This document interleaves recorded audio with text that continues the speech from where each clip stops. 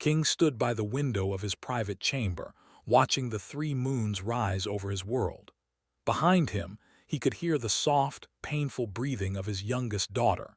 Each breath sounded like a struggle. Each breath reminded him that she was dying. Lay on a bed made of the finest silk in the empire. Servants had placed cooling cloths on her forehead to fight the fever that burned through her thin body. She was 17 cycles old, but she looked like a child. Her arms were so thin that could see the bones beneath her pale blue skin. Her legs had never carried her weight. Since the day she was born, had needed help to do everything. The royal physicians had given their report that morning. 5 cycles, perhaps less. Her bones were too weak. Her muscles were failing. There was nothing more they could do. Was a king who had conquered 12 star systems. He had defeated enemies that threatened his people. He had built an empire that stretched across the galaxy, but he could not save his own daughter. He turned away from the window and walked to her bedside, opened her eyes slowly.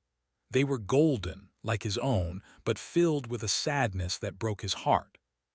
"Father," she whispered. Her voice was barely louder than the wind outside. "Rest, little one," said. He touched her hand gently, afraid that even this small contact might hurt her. "I heard the physicians," said. A weak smile crossed her face. "I am not afraid to die, Father. I am only sad that I could not be strong for you." Felt tears building in his eyes. In his culture, kings did not cry. But in that moment, he was not a king.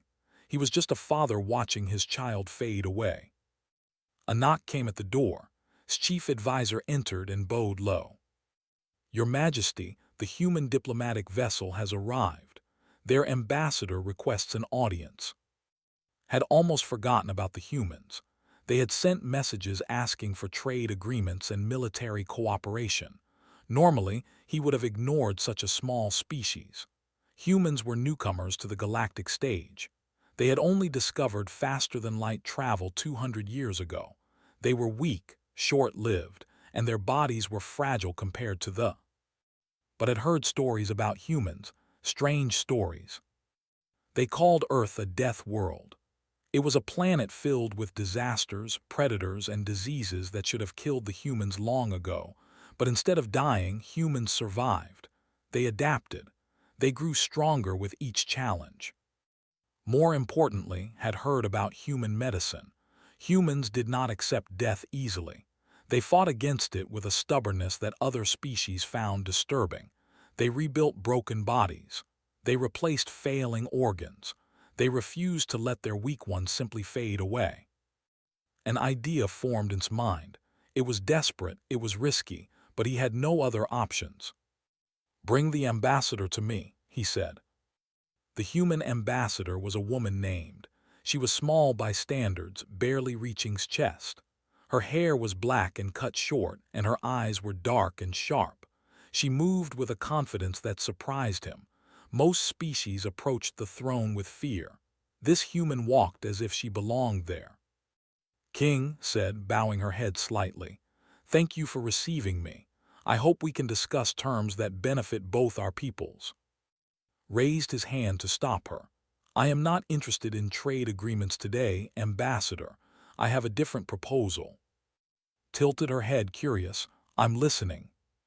Told her about, he spoke of her condition, her suffering, and the physician's prediction. As he talked, he watched the human's face carefully. Most species would have shown pity or discomfort, but its expression was different. She looked thoughtful, almost calculating. "You want us to heal her," said when he finished. "I want you to save her," corrected. "I know your people have technology that can repair damaged bodies. I know you do not give up on your weak the way other species do. I am asking you to take my daughter to Earth and make her strong enough to live." Was quiet for a long moment. Then she asked, "What are you offering in return?" Had expected this question. Humans were survivors, but they were also practical. Exclusive mining rights to the asteroid belt, a military alliance against the collective, political support in the Galactic Council, whatever you want. Studied him with those dark, unreadable eyes. "You love her very much." She is my daughter. Nodded slowly. We can help her, but I need you to understand something, King.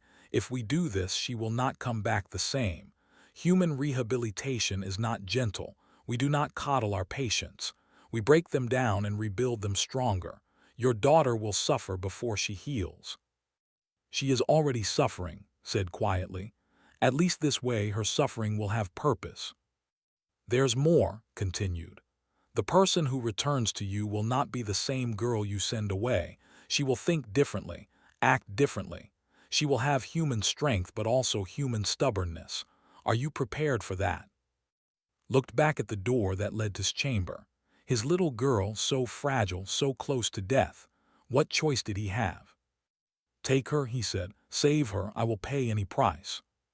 3 days later was carried onto the human ship. She was too weak to walk, so 2 human medics lifted her gently onto a stretcher, walked beside her until they reached the boarding ramp. Father said, reaching for his hand, "Why are you sending me away? Did I do something wrong?" Knelt beside her, taking her small hand in both of his. "No, little one, you did nothing wrong. I am sending you away because I love you. These humans will make you strong, and when you return, you will no longer need anyone to carry you." Looked up at the strange human ship with fear in her golden eyes. "What if I cannot become strong? What if I fail?" Smiled sadly. "Then you will fail trying, and that is better than fatting away in a silk bed." The humans took her aboard. The ship's doors closed, and King watched as the vessel rose into the sky and disappeared among the stars, carrying his daughter toward an uncertain future. He did not know if he had saved her or condemned her. He only knew that he had given her a chance, and sometimes a chance was all anyone needed. The human facility was nothing like had expected. She had imagined something grand, perhaps a palace like her father's. Instead, she found herself in a plain white building surrounded by green trees and open fields. The air smelled different here. It was thick and heavy, and every breath felt like work. Earth's gravity was stronger than her. On the planet, she had felt light, almost floating. Here, her already weak body felt like it was made of stone. Just lifting her hand took effort. A human man walked into her room on the first day. He was older, with gray hair and tired eyes behind small glasses. His face showed no warmth, no pity. He looked at her like she was a problem to be solved. "I am doctor," he said. His voice was flat and direct. "I will be in charge of your treatment. Do you understand why you are here?" Nodded weakly. "To become strong." "Wrong," said. "You are here to survive. Strength comes later. First, we must fix what is broken inside you. This will not be pleasant. Do you understand?" Did not fully understand, but she nodded anyway. The treatments began the next day. The humans injected tiny machines into her blood. They called them nanomachines. These microscopic robots would travel through her body and repair her damaged bones from the inside. The process was supposed to take months. The pain started within hours. Screamed as the nanomachines went to work.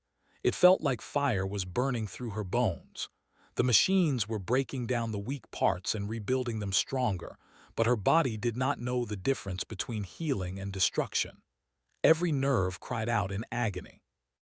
The human nurses did not rush to comfort her. They monitored her vital signs, adjusted her medication, and let the process continue. When begged them to stop, they simply said, "It will pass." It did pass, but then it came again with the next treatment and the next. After 2 weeks of bone reconstruction, the humans moved to her muscles. They attached strange devices to her arms and legs that sent electrical pulses through her flesh. The pulses forced her muscles to contract and release over and over, building strength that she had never had. The process was exhausting. Slept for 16 hours after each session, only to wake up sore and aching in places she did not know existed. During her 3rd week, a young woman entered her room. She was human, with long black hair tied back in a simple ponytail. Her arms were muscular, and she moved with the easy grace of someone who knew her own body perfectly. "Hello, princess," the woman said with a small smile.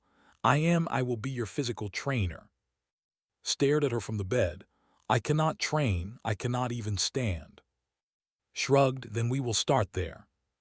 She pulled back's blanket and helped her sit up at the edge of the bed. His head spun from the simple movement. Her legs hung over the side like dead weights. "Put your feet on the floor," instructed. Did as she was told. The cold tile sent a shock through her thin feet. "Now stand." Looked at her in disbelief. "I have never stood on my own. My legs do not work." "Your legs work better now than they ever have," said.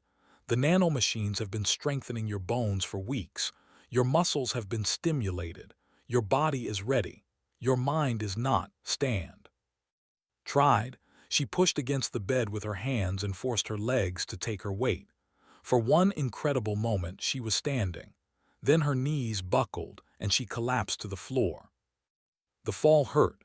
Her knees hit the tile hard and pain shot up her legs. She looked up expecting the trainer to help her up. Did not move. "Get up," she said simply. "I cannot," gasped. "It hurts." "I know it hurts. Get up anyway."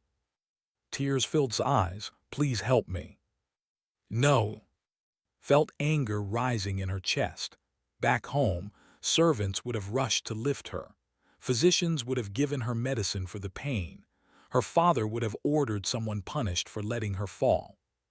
But here there were no servants, no one to save her, just a human woman standing over her with an expectant look. Grabbed the edge of the bed and pulled herself up. Her arms shook. Her legs screamed in protest. But slowly, painfully, she rose to her feet again. She stood for 3 seconds before falling again. "Better," said, "again." This became life. Every day came to her room and forced her to try things she had never done before. Standing, walking, lifting small weights. Each task seemed impossible until she did it. Each failure led to another attempt. Hated at first. She hated Doctor. She hated the humans and their cruel methods. She hated her father for sending her to this terrible place. But somewhere in the 4th month, something changed. Took 10 steps without falling. She walked from her bed to the window on her own power. She stood there, looking out at the green earth landscape, and realized that she had never seen the world from this height before. She had always been carried or pushed in chairs. She had always looked up at others. Now she was standing, on her own 2 feet, looking out at a world she could finally explore. Appeared beside her. "How does it feel?" Thought about the question. Her legs ached. Her body was tired, but deep inside something warm was spreading through her chest. "It feels like the beginning," said quietly. Nodded. "Good, because tomorrow we start running." Laughed. It was a strange sound. She could not remember the last time she had laughed. The humans were not cruel, she realized. They simply believed she could do more than anyone had ever asked of her. They saw strength in her that she had never seen in herself. And slowly, she was starting to believe them. 1 year had passed since arrived on Earth. She no longer recognized herself when she looked in the mirror. Her arms, once thin as branches, now showed the outline of muscle beneath her blue skin. Her legs, which had never carried her before, could now run for miles without stopping. The nanomachines had finished their work, reinforcing her bones with a material humans called carbon lattice. Her skeleton was now stronger than steel. But the physical changes were only part of her transformation. Doctor called her into his office one morning. He sat behind a simple desk, looking at a screen filled with medical data. When he saw her walk in, something that might have been a smile crossed his face. "Your recovery is complete," he said.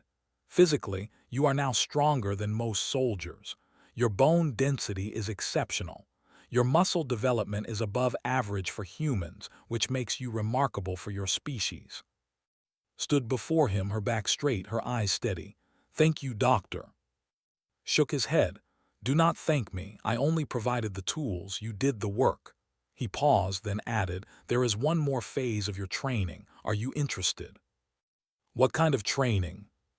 Combat. Felt a chill run down her spine. Combat, I am not a warrior. Not yet, agreed. But strength without purpose is meaningless. You have rebuilt your body. Now you must learn to use it. We have arranged for you to train with one of our military instructors. The choice is yours.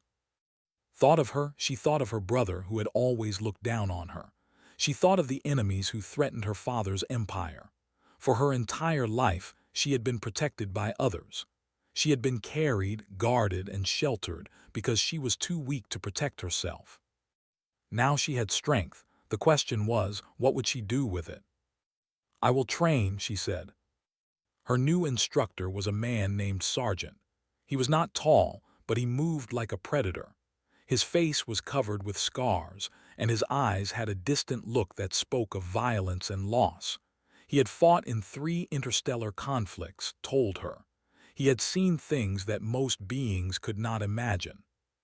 Their first session was not what expected, did not give her weapons or teach her fighting stances.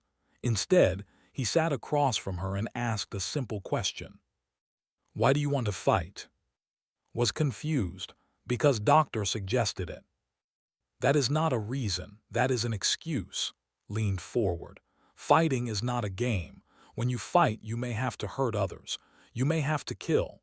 If you do not have a reason strong enough to carry that weight, you will break. Was silent for a long moment.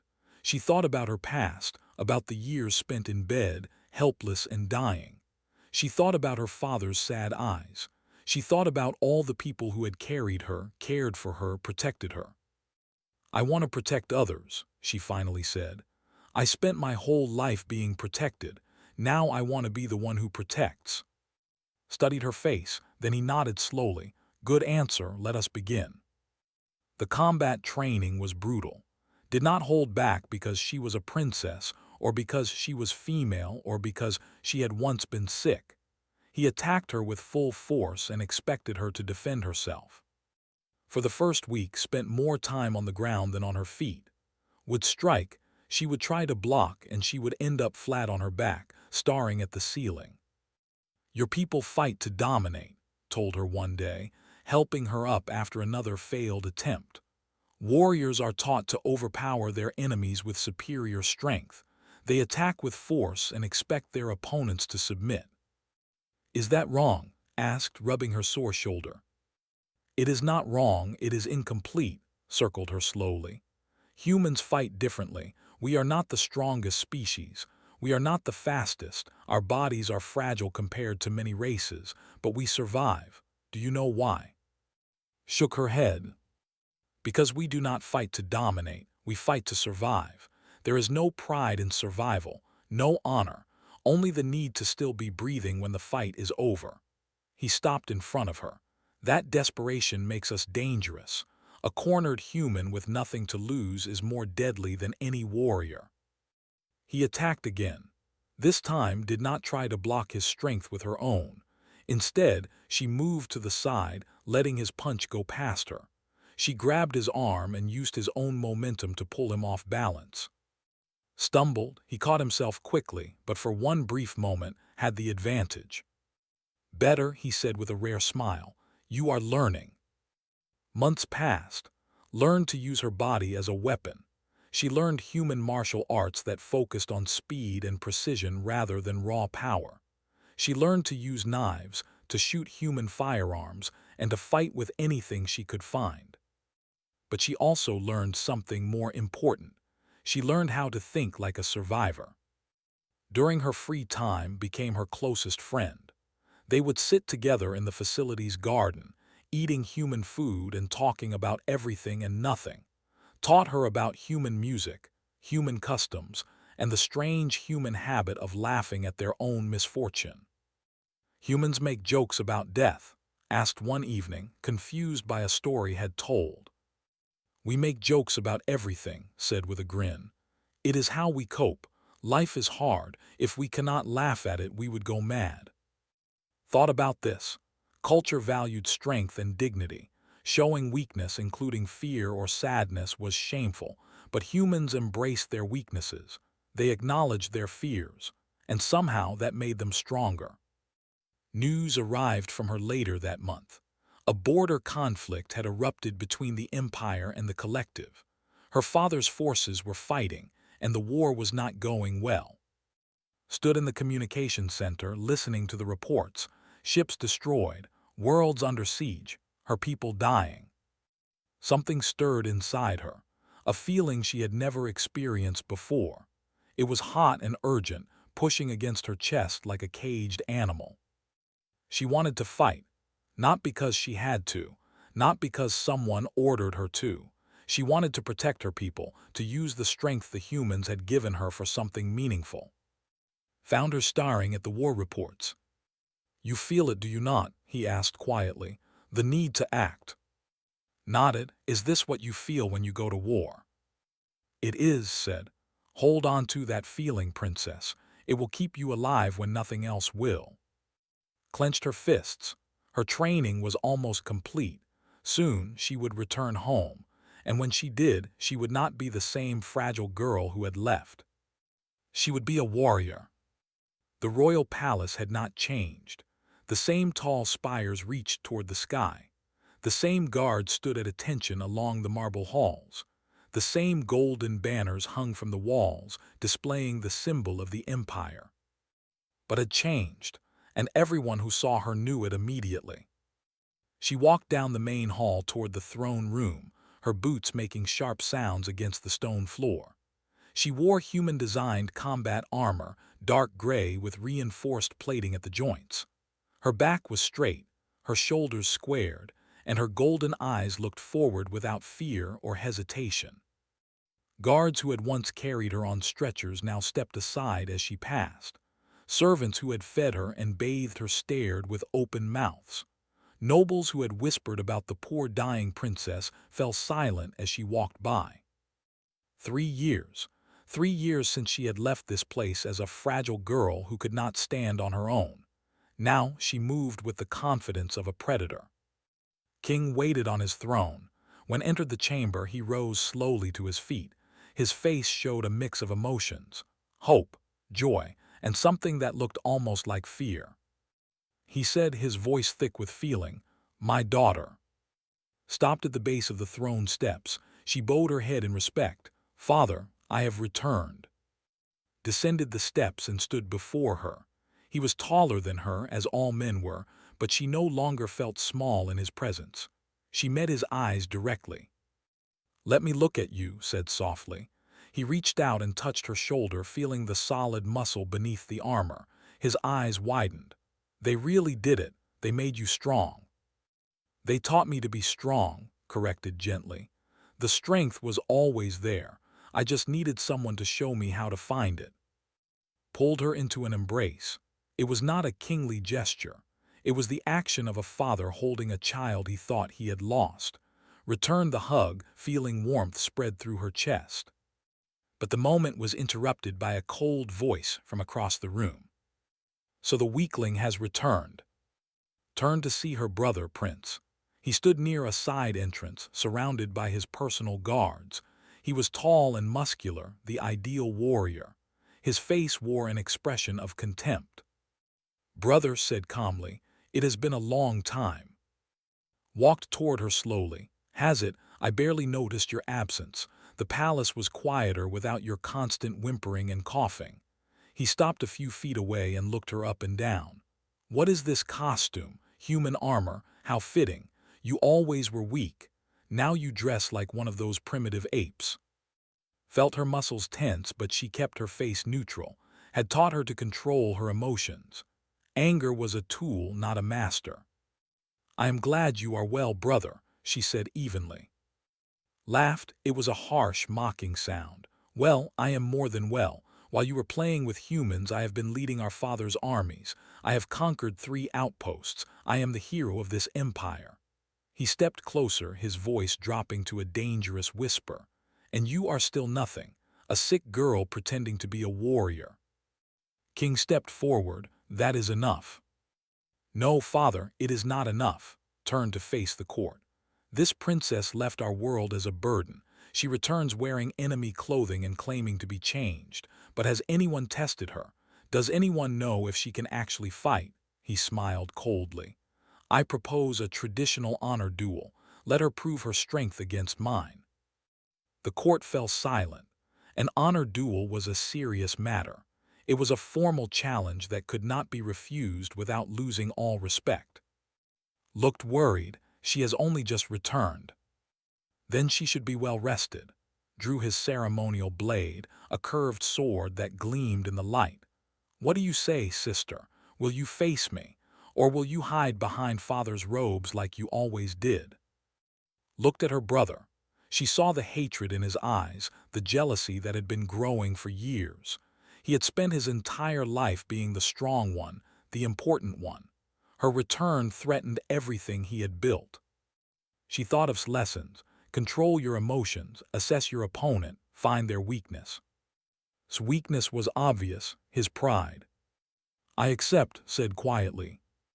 The duel took place in the training courtyard. Hundreds of nobles gathered to watch. Word had spread quickly, and everyone wanted to see the fragile princess face the warrior prince. Stood at one end of the arena, his blade ready. He had removed his formal robes and wore only combat trousers, showing off his muscular chest. He was making a statement. He did not even consider her a real threat.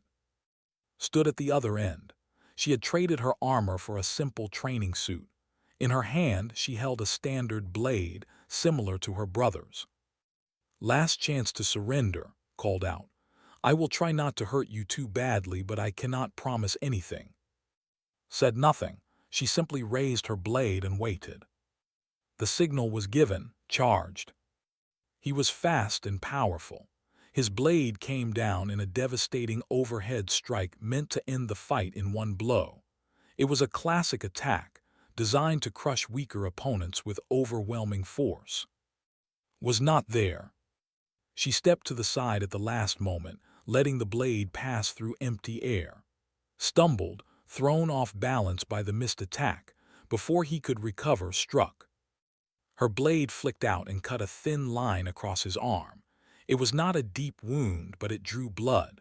First blood in a duel was a significant moment. The crowd gasped. His face twisted with rage. "A lucky strike, it will not happen again." He attacked with a flurry of blows, each one powerful enough to break bones, but did not try to block them directly. She redirected. She dodged. She used his own momentum against him, just as had taught her. Grew frustrated. He was used to enemies who stood their ground, who matched strength with strength, refused to fight that way. She was water flowing around rock, always moving, never where he expected.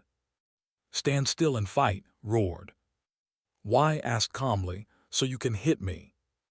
She struck again, another cut on his shoulder, then another on his leg. She was not trying to kill him, she was proving a point. Made one final desperate lunge. It was sloppy, driven by anger rather than skill. Caught his arm and twisted. The blade fell from his grip. In one smooth motion, she swept his legs and put him on his back. Her blade pressed against his throat. The courtyard was completely silent. Looked down at her brother. She saw fear in his eyes for the first time. Fear and confusion. "I did not come back to take your throne, brother," she said quietly, so only he could hear. "I came back to defend our people. We are family. We should fight together, not against each other." She removed the blade and offered him her hand. Stared at her hand for a long moment. His face showed a war of emotions: pride, shame, anger, and finally something that might have been respect. He took her hand and let her help him to his feet. The crowd erupted in cheers, not for the victory but for the mercy. Had proven her strength, but more importantly, she had shown wisdom. King watched from the royal balcony. Tears streamed down his face. His daughter had returned, and she was everything he had hoped she would become. The war was going badly. Stood in the military command center, watching the holographic display that showed the border territories.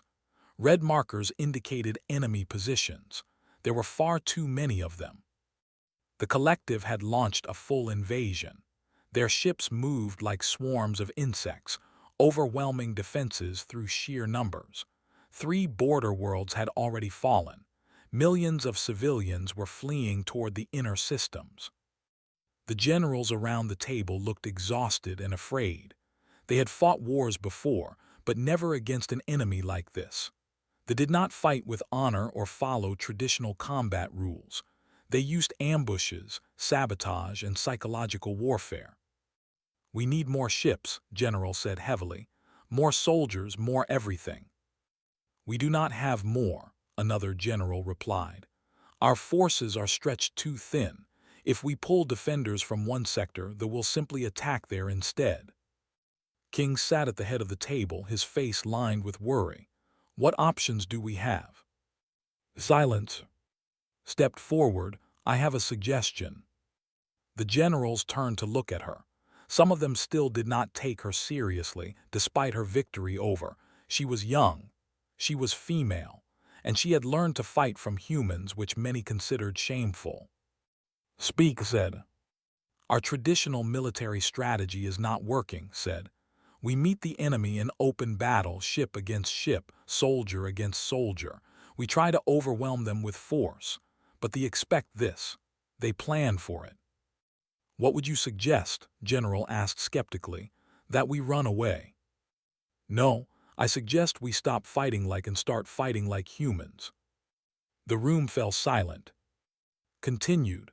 "Humans are not the strongest species in the galaxy. Their bodies are fragile. Their technology is not the most advanced, but they have survived countless wars against stronger enemies. Do you know how?" No one answered. "They fight dirty," said. "They use guerrilla tactics. They attack supply lines instead of armies. They strike at night and disappear before the enemy can respond. They destroy morale before they destroy forces." She looked around the table. "They expect us to be honorable. Let us be unpredictable instead." General laughed.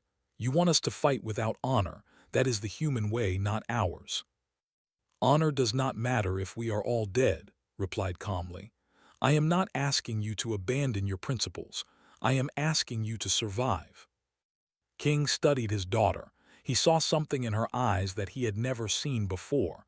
Confidence, certainty, the look of someone who knew exactly what needed to be done. "What do you need?" he asked. 1 battalion, mixed soldiers and a small team of human advisors. My trainers from Earth have volunteered to help. Give me command, and I will show you what survival looks like." The generals protested.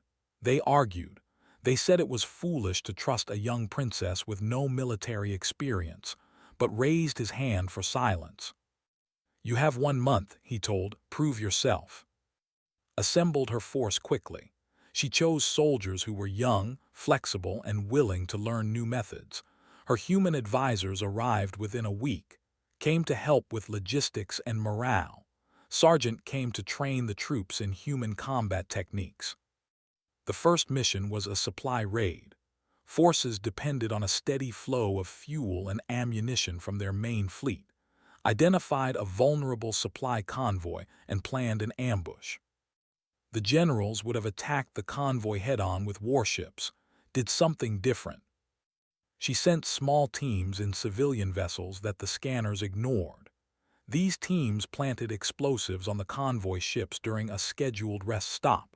When the convoy jumped to faster-than-light travel, the explosives detonated. 12 supply ships destroyed, 0 casualties. The commanders were furious. They could not understand how their convoy had been attacked. There had been no enemy ships, no warning. It seemed like their own vessels had simply exploded. Struck again and again. She targeted communication relays, blinding forces in key sectors. She spread false information that made enemy commanders chase phantom fleets. She sent small strike teams to assassinate officers, creating chaos in their chain of command. The troops learned quickly. They discovered that human tactics were not dishonorable. They were simply practical. A dead enemy was a dead enemy, whether killed in glorious battle or in their sleep. Morale in the military began to shift. Stories spread about the Princess of Shadows as the soldiers began calling. She was everywhere and nowhere. They could not predict her attacks or defend against her strategies. The turning point came at Station. Was a critical military base on the border. They had surrounded it with a massive fleet, slowly strangling it into surrender. Traditional relief efforts had failed. The generals had declared the station lost. Saw an opportunity. The fleet is focused on the station, she explained to her team. All their attention is outward. They are not expecting an attack from behind. Their command ship is in the center of the formation, observed. If we can reach it, we can end this siege. It is suicide, said quietly. The odds are impossible. Smiled. Humans do not believe in impossible odds, only odds that have not been beaten yet. The plan was simple and insane. A small strike team would use a captured shuttle to slip through enemy lines.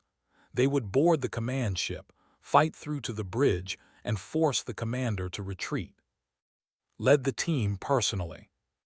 The infiltration went smoothly. The captured shuttle's codes worked. The guards did not suspect anything until her team were already inside the command ship.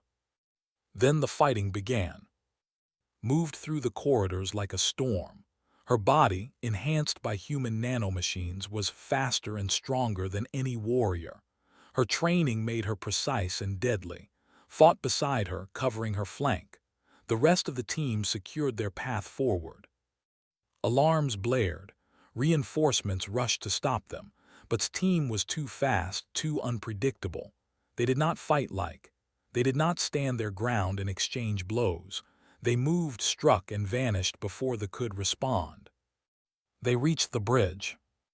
The commander was an old warrior with many battle scars. He drew his weapon when entered, ready to fight to the death. Did not attack. Instead, she spoke. Your fleet is surrounded, she lied confidently. Reinforcements have arrived. Your supply lines are cut. Your officers are dead or captured.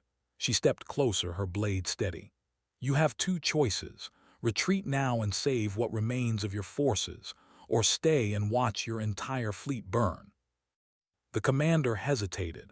He could not know if she was telling the truth.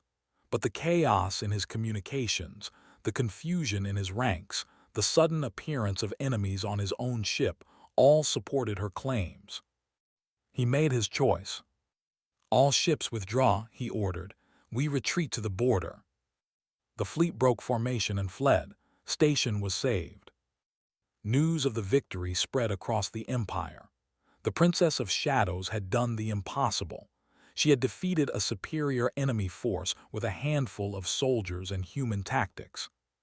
The war did not end that day, but the momentum shifted. Other commanders began adopting methods. The collective, unprepared for this new style of warfare, slowly retreated. 6 months later, the war officially ended with a victory. Stood on the observation deck of her father's palace, watching a transport ship rise into the sky. It carried the first group of young traveling to Earth for training, an exchange program she had established to ensure her people would never forget the lessons she had learned. Stood beside her, smiling. Do you think they will understand? Asked. What we taught you. Thought about her journey, the pain of transformation, the struggle to stand on her own feet. The moment she realized that strength was not about power, but about refusing to give up. They will, she said. Humans did not make me strong. You taught me that I always was strong. I just needed someone to believe it. She watched the ship disappear among the stars, carrying hope toward a distant world. She had been given a chance. Now she was giving that chance to others. And sometimes, a chance was all anyone needed.